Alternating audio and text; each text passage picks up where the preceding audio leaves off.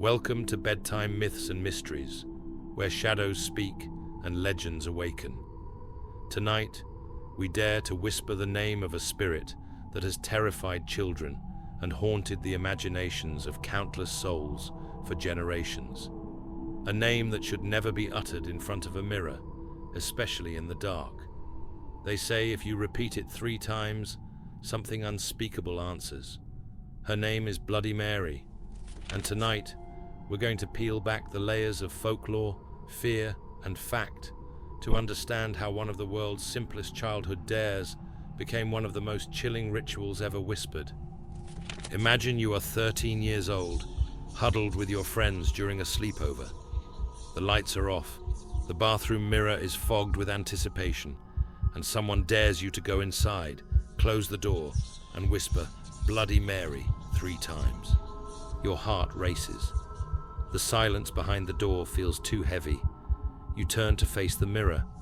Your reflection stares back at you, pale and nervous in the dim light. You say it once, you say it twice, and then, as you force out the 3rd, you feel your skin crawl, because the darkness around you seems to ripple, as if something is moving just beyond the surface of the glass. For decades, children have played this so-called game.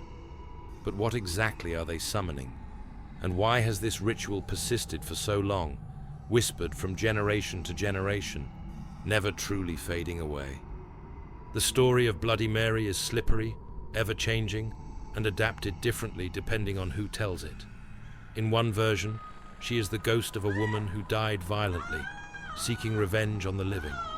In another, she is a witch executed centuries ago, cursed to forever answer when her name is spoken into the reflective gateway of a mirror.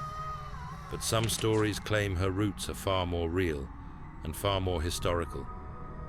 One theory ties her to Queen Mary I of England, remembered in history as Bloody Mary. She was the Catholic monarch who, in the mid-1500s, ordered the execution of hundreds of Protestants during her reign, burning them at the stake in a desperate effort to restore Catholic dominance in England. Her bloody reputation lingered so strongly that even today, school children know her by that terrible nickname. Some say her restless spirit, drenched in blood and rage, is the same Mary that answers in the mirror.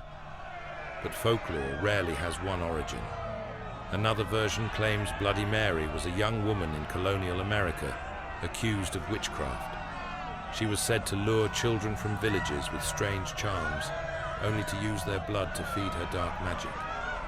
When the townsfolk caught her, legend says they executed her in front of a mirror, and her soul became trapped within the glass.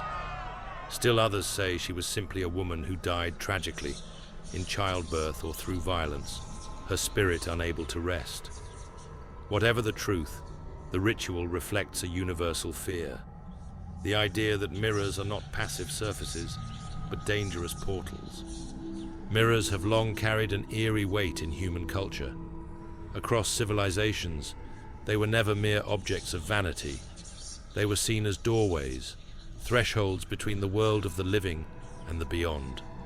In ancient Rome, it was believed that breaking a mirror would bring 7 years of bad luck, because mirrors were thought to capture a fragment of the soul. In Japanese folklore, mirrors were sacred tools that could reveal hidden truths and even expose spirits. And in Victorian England, it was common practice to cover mirrors in a home where someone had died, because it was believed that the soul of the departed could become trapped in the glass. The ritual of calling Bloody Mary, then, makes chilling sense. By staring into a mirror in the dark, you are gazing not only at yourself, but at the possibility of something else staring back.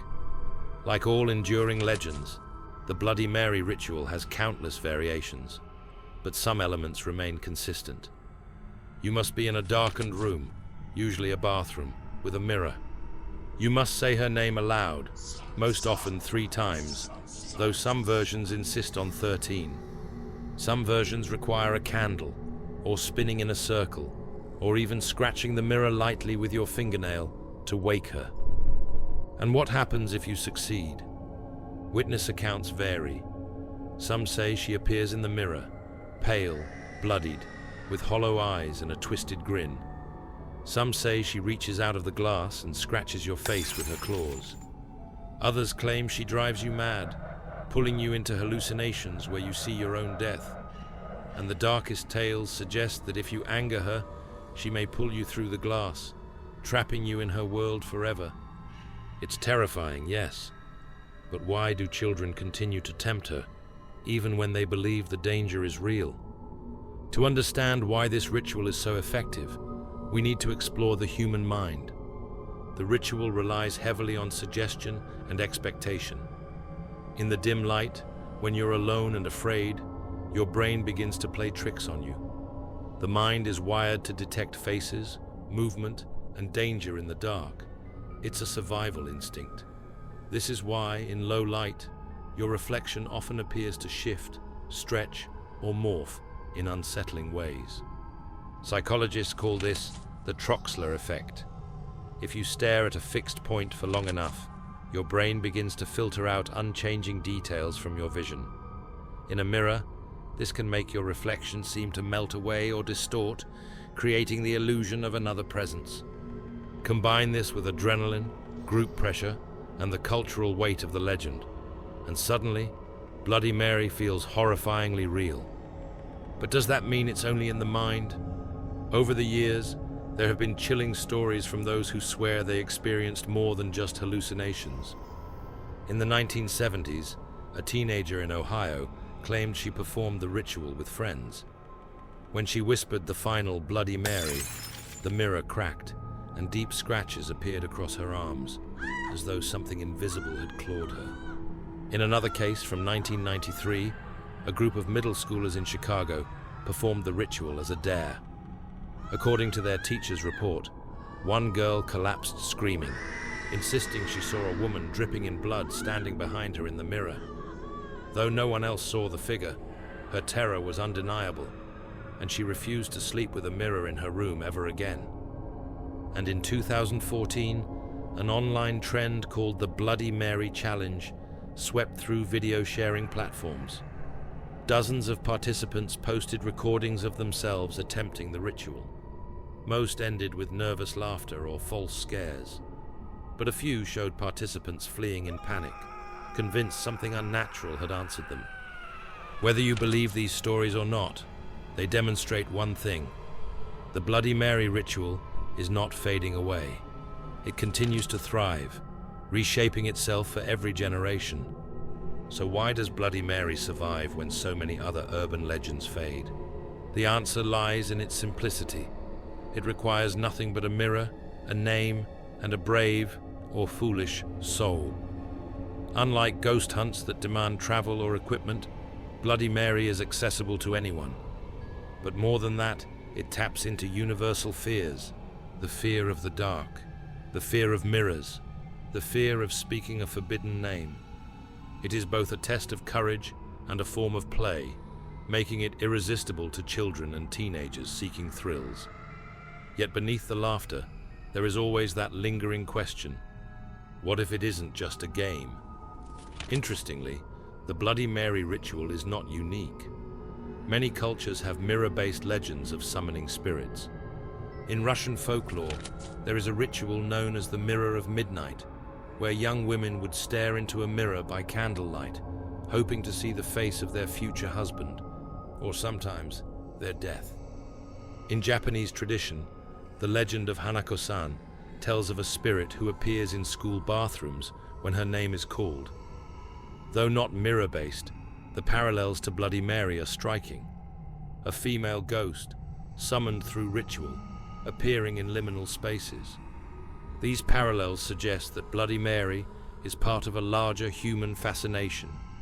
The idea that we can communicate with the other side through reflection, through darkness, through ritualized daring. Another eerie layer to the story is the power of names. Across myth and magic, names hold immense importance. In ancient traditions, knowing the name of a spirit or demon gave you power over it. Conversely, speaking a name aloud could summon it. Think of the demon Beetlejuice in popular culture, or the old fairy tale of Rumpelstiltskin. Names are gateways, anchors that connect thought to being. When you whisper Bloody Mary into a mirror, you are not simply speaking. You are calling, conjuring, daring something to answer.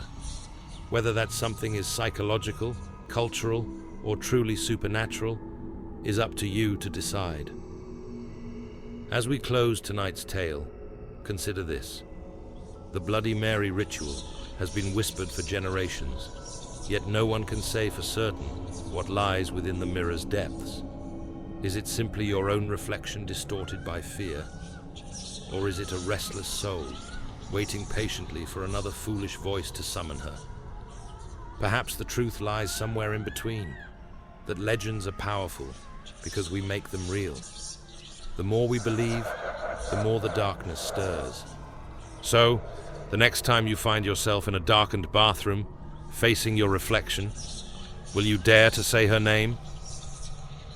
You've been listening to Bedtime Myths and Mysteries, where legends walk and shadows breathe. If you enjoyed tonight's story about the Bloody Mary ritual, don't forget to like, subscribe, and share. Because the more voices that join us, the more stories we can uncover together. Until next time, sleep lightly. And whatever you do, don't look too long into the mirror.